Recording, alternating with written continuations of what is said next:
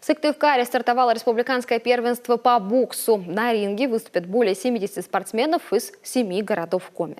По словам организаторов, главная цель турнира – создание боеспособной сборной, которая составит конкуренцию лучшим региональным командам. Видимо, поэтому главный посыл был адресован рефери, большинство из которых, кстати, сыктывкарцы, судить объективно. Ну а тренерский штаб намерен взять и всерьез заняться повышением качества тренировочного процесса. У нас судейская бригада достаточно квалифицирована. У нас появились судьи всесоюзной, всероссийской категории, и они как лидеры ведут за собой, и другие судьи подтягиваются из других городов и районов.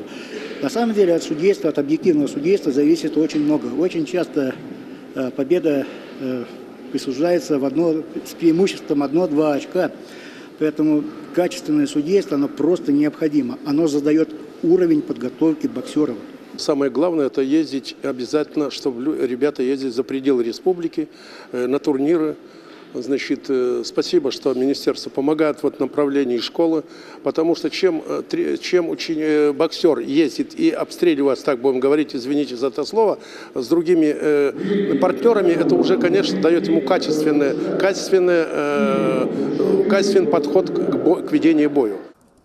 По итогам турнира будет сформирована региональная сборная, которая выступит на первенстве Северо-Запада.